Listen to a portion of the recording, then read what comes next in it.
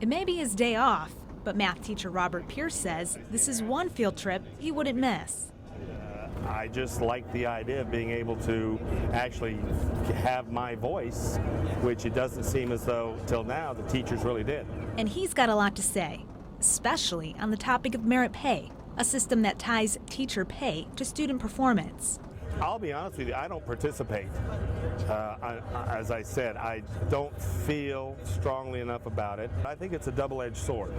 During the 4.5-hour bus ride, merit pay was a hot topic, coming up again and again. I think it dissuades sharing of information. It's almost offensive to those of us who teach for the love of teaching. Teachers like these, many who pass the time reading, sleeping, and yes, for some, even grading papers. I came here to say, you guys have got it wrong sometimes. You don't realize how tough it is to teach, and from the outside, it's easy. Social studies teacher Aaron Zion says much about teaching can't be measured in test scores. It's not manufacturing. It's not a sales job when the commissions come where you choose the best product and sell it. You got to realize that when you're teaching, you get the product in the classroom that you have, and you need to work with it, adapt to it, and those students become your most important focus. Hillsborough County began its teacher performance pay program, funded by the Bill and Melinda Gates Foundation, in 2011. And if you're handed, like let's say, the higher learners, the best performers, you're automatically going to earn merit pay because those are independent learners. So your job's going to be easy, it's going to be fun.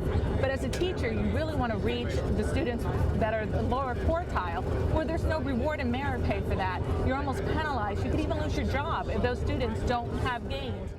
Under the performance pay plan, half of how a teacher is rated is based on evaluations by peers and administrators.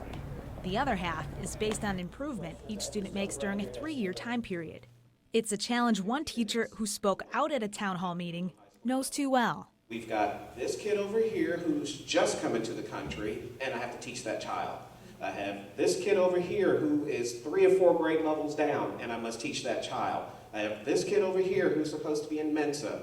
I have all of these children who are kind of middle of the pack, and I'm supposed to do miracles with all of these kids sitting in the same classroom in 50 minutes, and no one better fail or it's going to affect my paycheck.